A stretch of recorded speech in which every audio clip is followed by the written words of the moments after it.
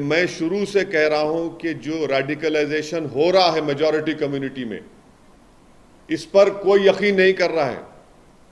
बराबर रेडिकलाइजेशन हो रहा है। अगर बीजेपी चुनाव पे चुनाव जीतते जा रही है और इस मसले को बीजेपी नहीं देख रही है, तो बीजेपी देश की खिदमत नहीं कर रही है। ये कौन है? अगर ये जो कल जो लोग हत्या किए, अगर इनका ताल्लुक उत्तर प्रदेश सरकार से नहीं है, मैं सवाल उठा रहा हूं, मुझे नहीं मालूम है नहीं है। अगर नहीं है तो फिर ये रेडिकलाइज कैसे हुए और इतना वेपन उनके पास कहां से आया? ये कोई कट्टे नहीं थे, एक साथ मारे जा रहे हैं और कहीं पर भी वेपन ब्लॉक नहीं होता उनका हाथ देखिए आप। ये रेडिकलाइज एलिमेंट्स है। अगर ये उत्तर प्रदेश की सरकार से नहीं है तो ये रेडिकलाइज, हाईली रेडिकलाइज्ड है।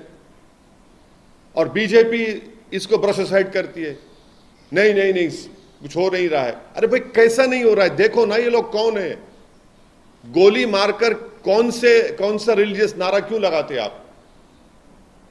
इनको आप आतंकवादी नहीं कहेंगे तो क्या कहेंगे? देशभक्त कहेंगे इनको आप?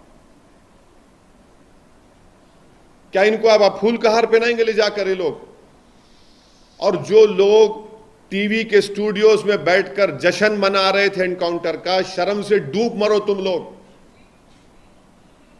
लोग वल्चर्स हो। अब खाओ उन लाशों को जो पड़ी हुई वहां पर। आप जश्न मना रहे थे ना एनकाउंटर का, अब देखिए क्या हो रहा है। ये क्यों आप भूल रहे हैं कि आज बीजेपी सत्ता में, कल कोई और होगा तो यही नंगा नाच चलेगा, यही इंसानियत के ऊपर ये बर्बादी होगी। जब क्या करेंगे आप लोग? जश्न मना रहे थे, मनाइए जश्न आज आप।